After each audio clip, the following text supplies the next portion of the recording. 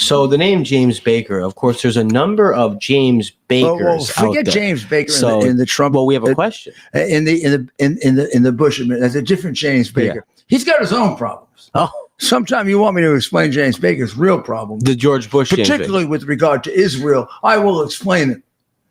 Well, let's go into that late. Maybe we'll do that some other time. We'll do that some other time. Somebody asked if you ever worked. When the Jewish people turned against Bush 41, it really was because he had James Baker there as his Secretary of State. And there are times in which, look, I am spiritually and politically completely in line with Israel and the Jewish people.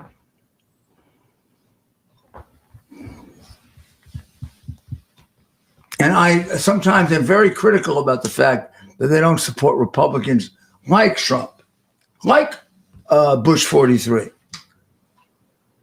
the way they should. But they're right about Jim Baker. Leave it at that. They're right. So that has been a major barrier in bringing him over to us.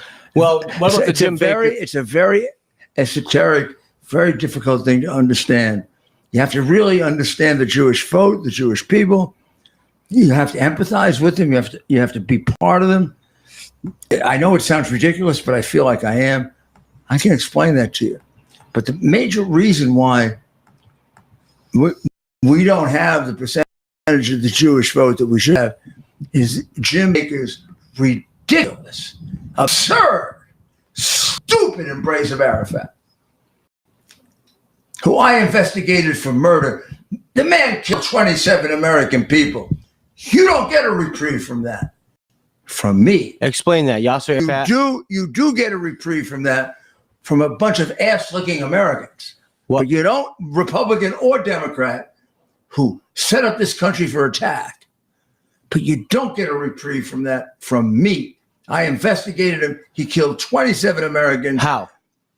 He threw them off ships. He killed them on airplanes. He ordered their killing in foreign countries. This is the Yasser most Arafat. Famous of which was he ordered the killing of Leon Klinghoffer, who was an American Jewish man, I believe from New York, from Queens, New York, who was in a wheelchair. They took him out of his wheelchair and they threw him into the Mediterranean because he was Jewish at the order of Yasser Arafat, who Bill Clinton, Jim Baker sucked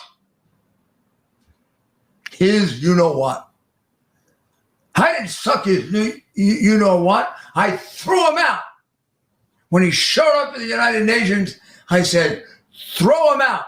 I don't sit and watch Beethoven's Ninth Symphony, which has the greatest piece of music about peace ever composed by any composer.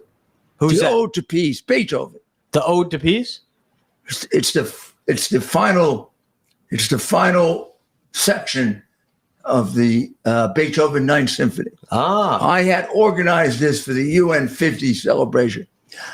I had raised the money to invite the people. I did not invite tyrants, murderers, and dictators.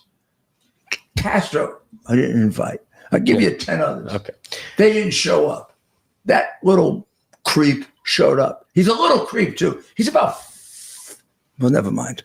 Mayor, people are pointing out you're fired up tonight. I looked at him up there when I saw him there, I said, I'll go up there myself, pick him up, and I'll throw the son of a bitch out.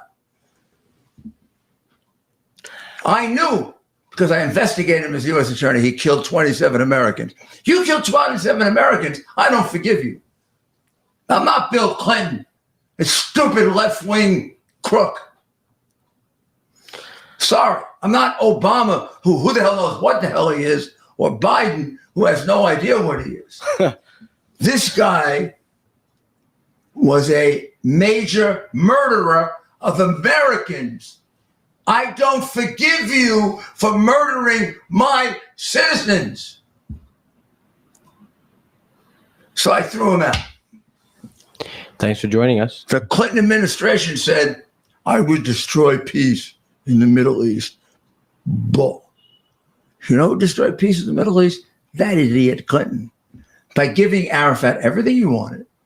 And when Arafat got everything he wanted, Clinton he said, gave him everything he wanted? he gave him everything he wanted. Every piece of land he wanted, every deal he wanted. You know what Arafat told him? Stick it up your backside, Clinton. You know why? Because there's no way Arafat could have made money if we made peace in the Middle East. What Clinton refused to acknowledge, maybe you knew it, maybe you didn't. What the silly, stupid, unrealistic Democrats refused to acknowledge is that Arafat doesn't care about peace in the Middle East. He doesn't care about the Palestinians. He's stolen all their money. Every dollar we gave him, he took. His wife is sitting in France now, a multi-billionaire. How'd she become a multi-billionaire? That money comes from the money to help the Palestinian people. Arafat's issue was, let me continue to be able to play off America against Russia, against China, against Europe, and get the maximum amount of money that I can get. Sounds like Al Sharpton? Sounds like Jesse Jackson? You're damn right it does. Except he's playing on a world stage. You can't figure that out? Find another job other than being president. Don't screw up my country, please. So when I got the chance, you're thrown out, Arafat. You don't have a ticket. I specifically organized this for people other than murdering dictators, which includes you. I'm not comfortable listening to one of the greatest pieces of music in Western civilization with a murderer. I know you murdered 27 people. I got the proof. The government of my country doesn't have the guts to prosecute you for it, but I got the proof. So get the hell out of here. And he challenged me. He challenged you? Yeah. He said, I'm not going to do it. I sent my police there. He did it in 2 seconds. Got on his stupid camel and he got away. No, he didn't get on his camel. Here's the lesson you should take. Stand up to these people. Don't be a cowardly Biden or a ridiculous Obama. Red line, bombing. How about you be like my boss, Ronald Reagan?